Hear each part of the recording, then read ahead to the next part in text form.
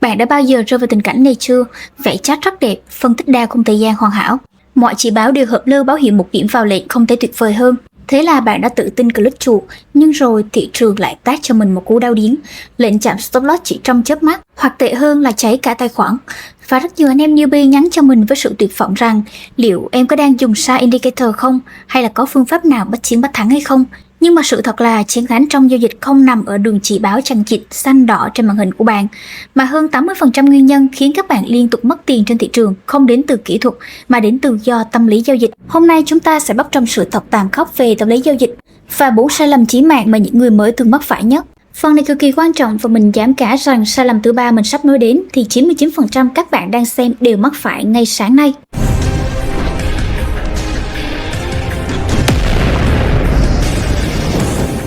Đây là channel Trading Peer, nơi cung cấp những thông tin hữu ích nhất về hoạt động trading trên sàn internet. Nếu bạn là người mới đến với Trading Peer, hãy bấm vào nút đăng ký và chuông thông báo ở bên cạnh để có thể nhận được những video mới nhất mà Trading Peer phát hành. Nếu như có thắc mắc nào, bạn hãy để lại bình luận bên dưới video này. Team Trading Peer sẽ giúp bạn giải đáp trong thời gian sớm nhất, hướng dẫn đăng ký tài khoản và các thông tin update mới nhất về sàn internet. Chúng tôi để ở phần mô tả và bình luận riêng của video này. Ngoài channel mà bạn đang tìm hiểu thì bạn có thể truy cập vào website của kênh Trading Peer để có thể tìm hiểu những thông tin mới nhất. Tại sao cùng một hệ thống giao dịch, cùng một bức tranh mức giá vào lệnh, cùng một thời điểm mà có người thì ít hai tài khoản, kẻ lại trắng tay rời bỏ khỏi thị trường với một đống nợ? Khác biệt duy nhất sẽ nằm ở cái đầu.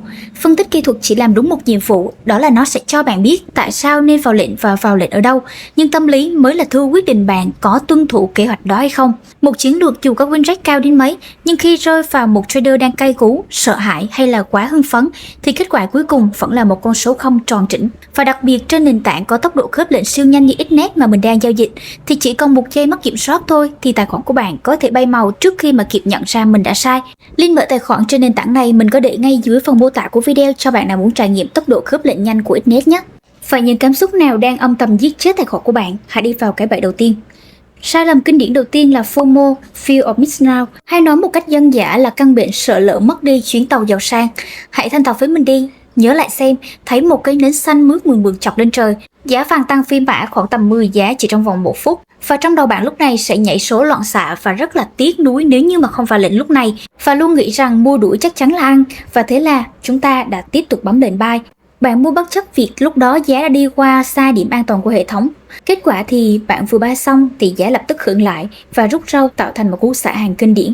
Thế là bạn đã trở thành một kẻ đu đỉnh vĩ đại nhất ngày hôm đó. Thị trường mở cửa liên tục và thanh khoản thì hàng nghìn tỷ đô mỗi ngày. Cơ hội giao dịch giống y hệt như những chiếc xe buýt phải các bạn ạ. Lợi chuyến này thì 15 phút sau lại có chuyến khác. Một trader chuyên nghiệp kiếm tiền được nhờ sự kiên nhẫn. Họ kiên nhẫn chờ đợi con mồi tự đi vào đúng tầm ngắm của mình, chứ không phải là phải vác súng chạy lăn xăng trên chiến trường rồi xả bừa bãi. Nếu như bạn thấy hình ảnh của chính mình trên câu chuyện đu đỉnh vừa rồi thì hãy bấm ngay nút đăng ký kênh nhé.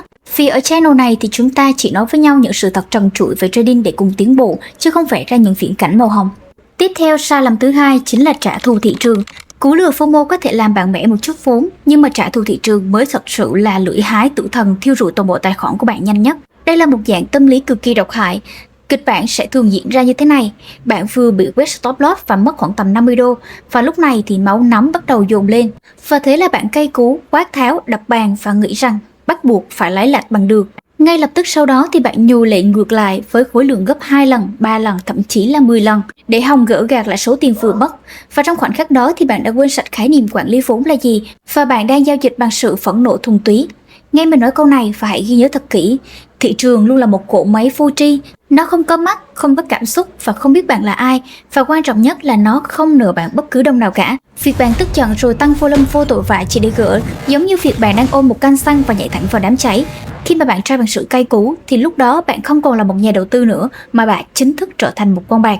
Và đó cũng là lý do vì sao khi mà thiết lập tài khoản trên internet thì mình luôn tận dụng tối đa tính năng nhỏ của tài khoản và đòn bẩy tùy chỉnh. Mình có để link đăng ký ở dưới phần mô tả của video. Bạn nào muốn thì có thể thử mở một tài khoản demo trước, thử tự đánh một lệnh rồi nhờ volume lớn khi mà cay cú xem tốc độ tài khoản của nó sẽ đáng sợ như thế nào. Và các bạn nhớ xem đến hết video nhé. Mình sẽ thao tác cho các bạn một thủ tục cực hay, một luật thép giúp các bạn khóa chặt sự tham lam và nỗi sợ hãi mỗi khi mà ngồi vào bàn làm việc. Tiếp theo, sai lầm thứ ba, gồng lời như chim sẻ và gồng lỗ như đại bàng. Sai lầm thứ ba là một nghịch lý vô cùng hài hước nhưng mà mình cá rằng 90% anh em trader đều phải dính. Đó là tham lam sai chỗ và sợ hãi sai thời điểm. Hay nói vui là gồng lời như chim sẻ và gồng lỗ thì như đại bàng.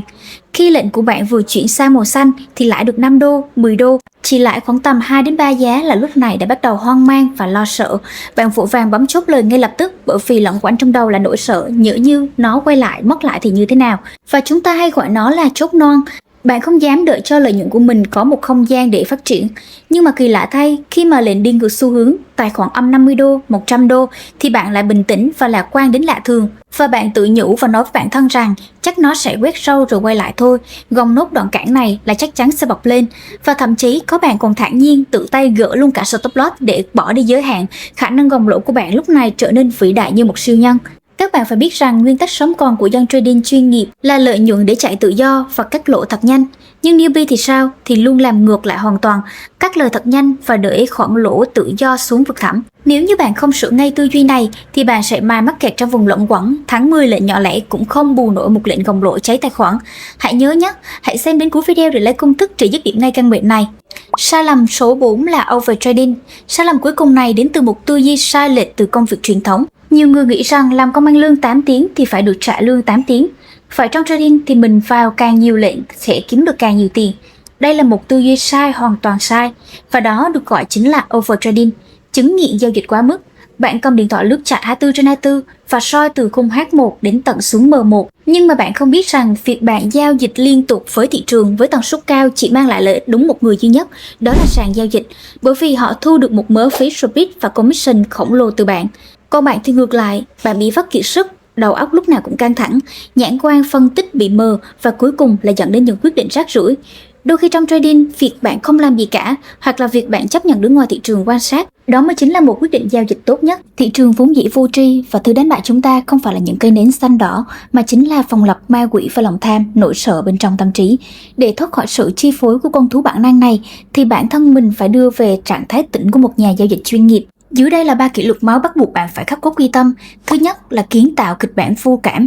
Tuyệt đối không bước vào thị trường với một cái đầu trống rỗng và một cảm xúc bất đồng. Hãy tập thói quen giao dịch bằng các lệnh chờ limit thay vì thực thi thị trường.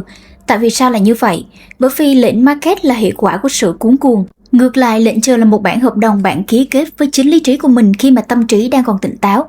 Việc thiết lập sẵn một vùng giá sẽ ép bộ não của bạn học cách nhẫn nại, trói buộc hoàn toàn con thú FOMO và sẽ giúp bạn giành lại quyền chủ động từ tay của thị trường. Thứ hai là tôn nghiêm của stop loss. Hãy buông bỏ cái tôi và chấp nhận chi phí. Nguyên tắc tối thượng khi vào lệnh là hãy setup trọn vẹn cả take profit và stop loss. Sau đó thì hãy cắt đứt sự can thiệp của bàn tay. Tuyệt đối không bao giờ được phép giơ stop loss để nới rộng điểm chết. Việc bạn cố tình giơ stop loss thực chất là đang dạy dỗ bởi cái tôi không chịu thừa nhận mình sai. Hãy thay đổi lăng kính. Trong kinh doanh, thua lỗ không phải là sự thất bại, mà nó là chi phí vận hành bắt buộc để mua lại những cơ hội chiến thắng. Khi mà giá chạm stop loss thì kịch bản đã sai, bạn phải chấp nhận một cách thanh thản, gập máy tính lại và bước ra ngoài hít thở, uống một ly cà phê. Cấm tuyệt đối hành vi nhồi lệnh trả thù thị trường, bởi vì đó là con đường ngắn nhất dẫn đến sự hủy diệt tài khoản của bạn. Thứ ba là giải phẫu tâm lý qua nhật ký giao dịch. Đừng chỉ nhìn vào số tiền lãi, lỗ, mà hãy nhìn vào con người bạn lúc đó. Chụp lại biểu đồ ngay khoảnh khắc mà bạn đóng lệnh, dù là lệnh thắng hay là lệnh thua, và thành thật ghi lại mọi thứ. Bạn đang nghĩ gì và tim bạn có đập nhanh hay không? Bạn chốt non vì sợ hãi hay là vào lệnh vì lòng tham?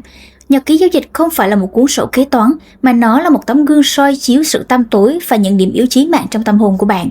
Dũng cảm lột trần và đối diện với sự ngớ ngẩn, bất đồng của chính mình trên trang giấy trắng mực đen. Đây chính là nỗi đau cần thiết để trưởng thành.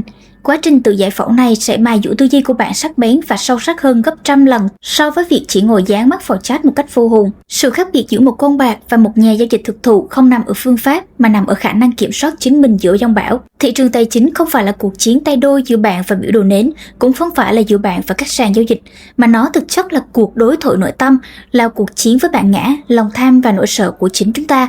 Khi mà tâm lý của bạn vững vàng như một tảng đá, khi bạn tuân thủ kỷ luật một cách máy móc và lạnh lùng nhất, lợi nhuận lúc đó sẽ tự động gõ và tìm đến bạn. Đó mới là con đường trading chuyên nghiệp và bền vững. Đừng quên link mở tài khoản thực hành với điều kiện giao dịch tốt nhất mình đã để sẵn ở dưới phần mô tả và bình luận game của video này nhé. Thứ tư là nghệ thuật đứng ngoài, sức mạnh của sự tĩnh lặng. Một ảo tưởng chí mạng của các trader nghiệp dư là có niềm tin rằng phải có lệnh trên thị trường thì mới tạo ra tiền. Họ nhầm lẫn giữa sự bận rộn và tính hiệu quả, biến giao dịch thành một cơn nghiện khó bỏ. Hãy khắc sâu điều này, đứng ngoài cũng là một vị thế, và đôi khi vị thế đẹp nhất chính là đứng ngoài. Khi mà thị trường nhiễu loạn, cấu trúc giá mập mờ hoặc đơn giản là cơ thể bạn đang mệt mỏi, Việc kiên quyết từ chối tham gia chính là cách phòng thủ tối thượng. Một tay súng bắn tỉa chuyên nghiệp dành 99% để ẩn nấp, quan sát và đo đạc hướng gió. Họ chỉ bóp cò khi mà con mồi đã nằm trọn trong hồng tâm. Vậy nên bạn hãy học cách yêu lấy sự nhàm chán khi mà chờ đợi tín hiệu chuẩn xác. Bảo vệ được tiền khi mà thị trường điên rồ là bạn đã chiến thắng phần lớn đám đông ngoài kia rồi. Mọi lý thuyết sẽ mãi là viển vông nếu như không được rèn giũa. Mình đã để sẵn link mở tài khoản với những điều kiện giao dịch tối ưu nhất ở phần mô tả của video này. Bạn có thể tìm hiểu và bắt đầu với tài khoản demo nhé. Trong 4 điều kỷ luật máu chúng ta vừa mổ xẻ, vết thương tâm lý nào đã từng khiến bạn phải trả giá bằng cả tài khoản của mình? Hãy can đảm để lại bình luận bên dưới. Dám nói ra sự yếu kém của mình chính là bước đầu tiên của một trader trưởng thành. Chúng ta sẽ cùng nhau bóc tách và chữa lành vết sẹo đó. Và nếu các bạn thấy video này thức tỉnh được bạn thì đừng quên nhấn like và đăng ký kênh để lan tỏa giá trị này. Video tuần tới thì chúng ta sẽ bước sang một trang mới vô cùng quan trọng với chuỗi series xây dựng hệ thống trade. Chúc các bạn luôn giữ được cái đầu lạnh và giao dịch thành công. Xin chào và hẹn gặp lại các bạn trong những video tiếp theo của kênh Trading Peer nhé.